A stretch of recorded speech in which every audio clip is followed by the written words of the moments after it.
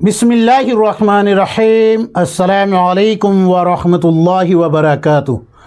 दोस्तों, उम्मीद है कि आप सब खैर आफियत से होंगे। मेरे अज़ीज़ साथियों, आज आप हज़रात के खिदमत में कुछ ऐसे वाक़यात और रिवायात पेश कर रहा हूँ जो आवाम में बहुत मशहूर है। जब उनको बयान किया जाता है तो आवाम बेशक कहने लगती है।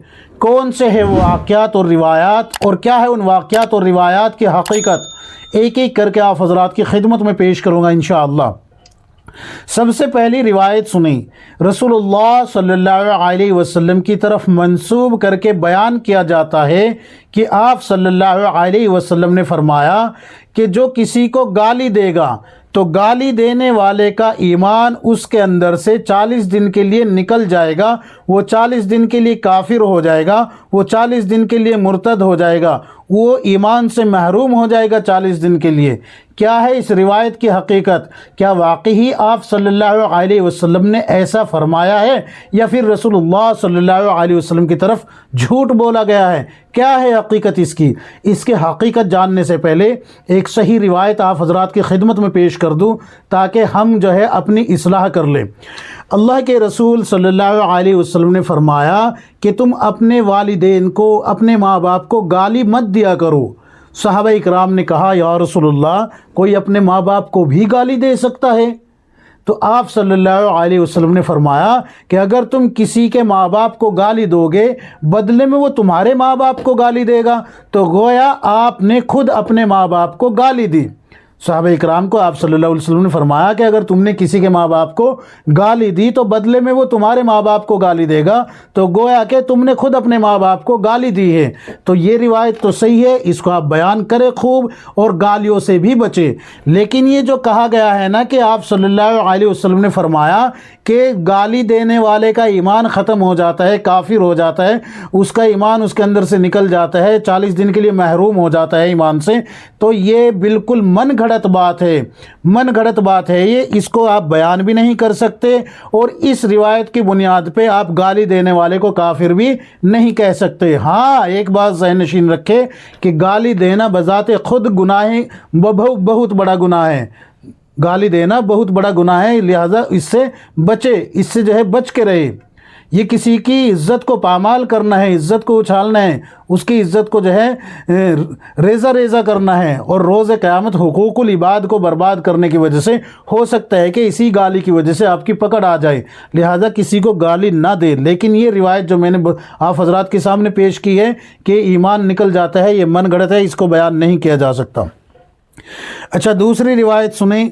मशहूर है ये कि जिस वक्त अल्लाह तबारक व तआला ने हज़रत आदम अलैहिस्सलाम को पैदा फरमाया और हव्वा अलैहिस्सलाम भी पैदा हो गई, तो दोनों को जन्नत में रहने के लिए अल्लाह तबारक व तआला ने खुली जन्नत दे दी कि जन्नत में जहाँ चाहे चलो फिरो, खाओ पियो जो मर्ज़ी, लेकिन सिर्फ एक दरख्त के करीब भी मत जाना, इस दरख्त का कोई फल नहीं खाना, इसके करीब भी मत जाना। लेकिन हज़रत आदम अलैहिस्सलाम जो है पहुंच जाते हैं और फल खा लेते हैं। तो फल खाने के बाद आपको जो है क़ज़ाए हाजत होती है, क़ज़ाए हाजत होती है, यानी कि पेट में प्रेशर बनता है, तो आप जो है जन्नत में गंदगी कर देते हैं, माज़अल्लाह, जन्नत के अंदर गंदगी कर देते हैं। तो अल्लाह तबारक व तआला खिंजीर को पैदा करता है और हुक्म देता है कि जन्नत के अंदर से उस गंदगी को साफ़ कर दो। तो खिंजीर अपने अगले दोनों पैरों से जन्नत में दाखिल होता है और उस गंदगी को साफ़ कर देता है और निकल जाता है। ये मशहूर कर दिया गया है कि खिंजीर के 2 पैर जन्नत में है, अगले 2 पैर जन्नत में मौजूद है। क्या है इस वाक़े की हकीकत?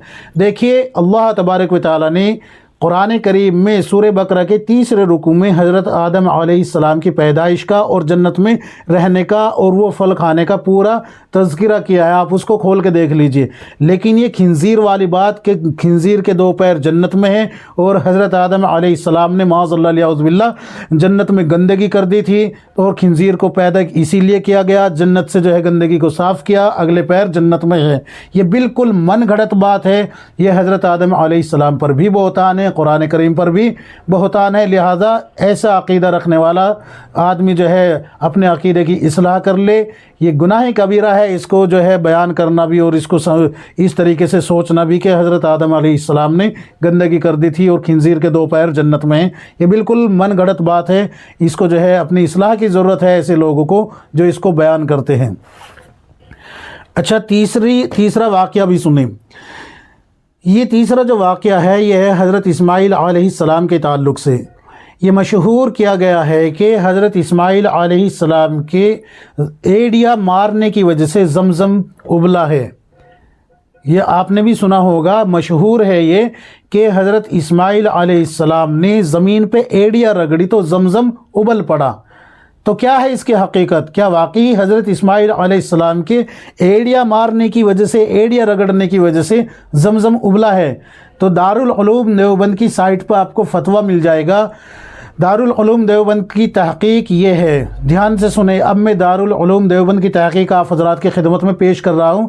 آپ ڈسکرپشن کھول کے دیکھیں گے تو لنک بھی آپ کو وہاں پر مل جائے گا دارالعلوم دیوبند کی سائٹ کا, اور وہاں سے میں فتویٰ اٹھا کے پیسٹ بھی کر دوں گا ڈسکرپشن میں, وہ بھی آپ پڑھ لیجئے گا. دارالعلوم دیوبند کی تحقیق یہ ہے کہ حضرت اسماعیل علیہ السلام بھوک اور پیاس سے تڑپ رہے تھے, ایڑیا رگڑ رہے تھے, اور حضرت ہاجرہ جو ہے وہ صفا اور مروہ پہ چڑھ رہی تھی اور اتر رہی تھی. تو اللہ تبارک و تعالی نے حضرت جبرائیل علیہ السلام کو بھیجا. بھیجنے کے بعد اب یہاں سے 2 باتیں ملتی ہے.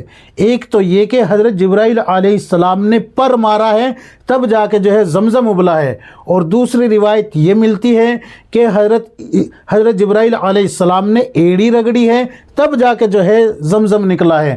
اور دارالعلوم دیوبند کے فتوے میں یہ بات واضح لکھی گئی ہے کہ حضرت جبرائیل علیہ السلام کے ایڑی مارنے کی وجہ سے, ایڑی رگڑنے کی وجہ سے جو ہے زمزم ابلا ہے, نہ کہ حضرت اسماعیل علیہ السلام کے ایڑی رگڑنے کی وجہ سے, بلکہ حضرت جبرائیل علیہ السلام کے ایڑی رگڑنے کی وجہ سے زمزم ابلا ہے.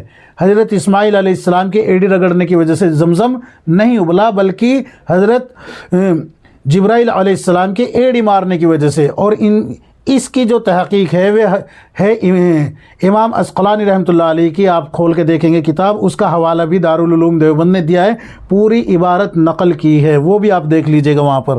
تو پتہ یہ چلا کہ حضرت جبرائیل علیہ السلام نے ایڑی ماری ہے یا پر مارا ہے تب جا کے زمزم ابلا ہے, نہ کہ حضرت اسماعیل علیہ السلام کی ایڑی رگڑنے کی وجہ سے. یہ بات بالکل واضح ہو گئی کہ حضرت جبرائیل علیہ السلام کی ایڑی یا پر کی وجہ سے زمزم ابلا ہے, حضرت اسماعیل علیہ السلام کی ایڑی رگڑنے کی وجہ سے نہیں ابلا. اچھا ایک اور جو واقعہ ہے مشہور ہے, یہ واقعہ ہے حضرت ہندہ اور حضرت امیر حمزہ رضی اللہ عنہ کے تعلق سے. یہ بات مشہور ہے کہ حضرت امیر حمزہ رضی اللہ عنہ کو جب شہید کر دیا حضرت وحشی رضی اللہ عنہ نے, تو یہ بات مشہور کی گئی کہ حضرت وحشی رضی اللہ عنہ خود جو ہے امیر حمزہ رضی اللہ عنہ کا کلیجہ نکال کے لے کے حضرت ہندہ رضی اللہ عنہ کے پاس لے کے گئے ہیں, ناک کان وغیرہ کاٹ کے لے کے گئے ہیں. کیا یہ بات صحیح ہے؟ تو دیکھیں بخاری شریف وغیرہ جب آپ کھول کے دیکھیں گے تو یہ بات ملے گی آپ کو کہ حضرت وحشی رضی اللہ عنہ نے حضرت امیر حمزہ رضی اللہ عنہ کو نیزہ مارا اور ناف میں مارا, اور وہ نیچے تک چرتے چلے گئے اور شہید ہو گئے. بس امیر حمزہ رضی اللہ عنہ کو اتنا تو ہوا ہے کہ حضرت وحشی نے نیزہ مار کے شہید کیا ہے, اور وحشی رضی اللہ عنہ خیمے میں جا کے بیٹھ گئے, کیونکہ ان کا مقصد خود کو آزاد کرانا تھا. اور مشرکین مکہ نے یہ بات وحشی رضی اللہ عنہ سے کہہ دی تھی کہ اگر تم رسول اللہ صلی اللہ علیہ وسلم کے چچا امیر حمزہ کو شہید کر دو, انہوں نے تو لفظ قتل استعمال کیا تھا, شہید میں استعمال کر رہا ہوں, اگر تم ان کو قتل کر دو گے تو ہم تمہیں آزاد کر دیں گے.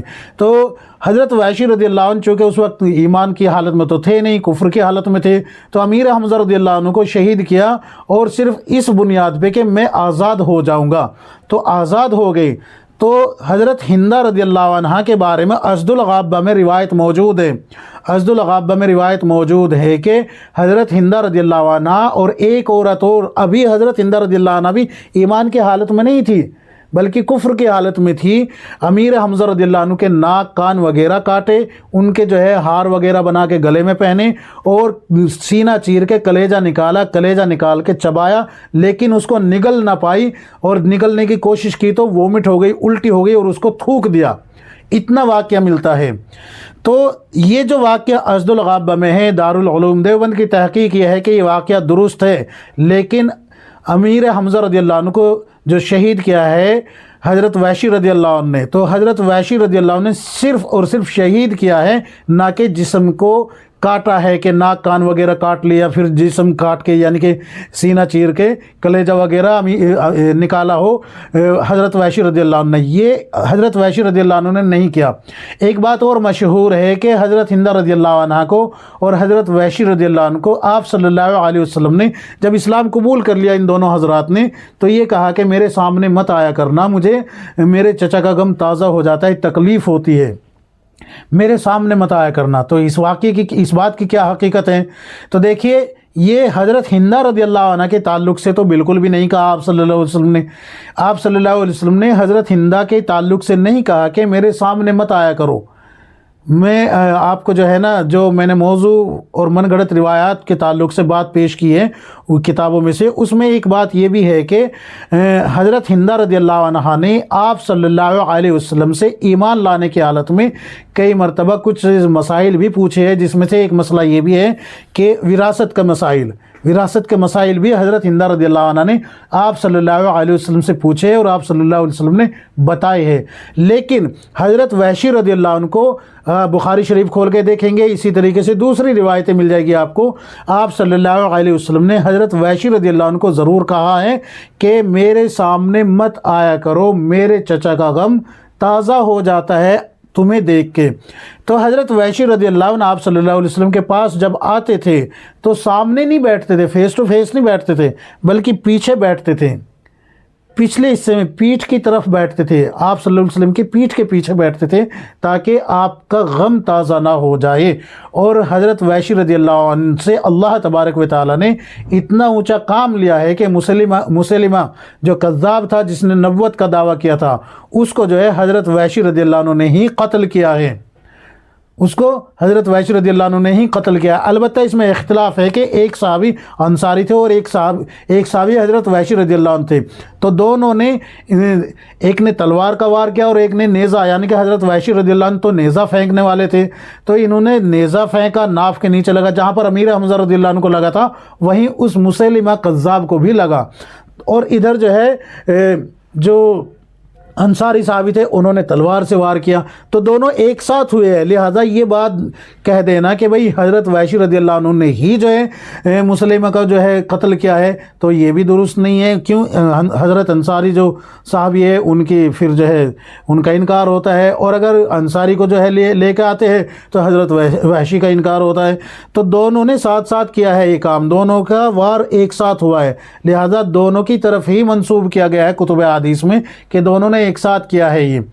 بہرحال تو حضرت وحشی رضی اللہ عنہ سے یہ بہت اونچا کام اللہ نے لیا ہے کہ ایک جھوٹے نبی کو قتل کرا دیا، جہاں پر امیر حمزہ رضی اللہ عنہ کی شہادت جیسا جرم بھی ہوا تھا ان سے کفر کی حالت میں، تو اللہ تبارک و تعالیٰ نے پھر اس کا ازالہ مسلمہ کذاب کو قتل کرا کے اللہ رب العزت نے کرایا ہے، علماء نے اسی طریقے سے لکھا ہے۔ تو یہ کچھ باتیں میں نے آپ حضرات کی خدمت میں پیش کی ہے، امید ہے کہ آپ کو سمجھ میں آ گئی ہوگی۔ اللہ تبارک و تعالیٰ مجھے بھی، آپ کو، ہم سب کو کتاب و سنت کے مطابق زندگی گزارنے کی توفیق عطا فرمائے، آمین یا رب العالمین۔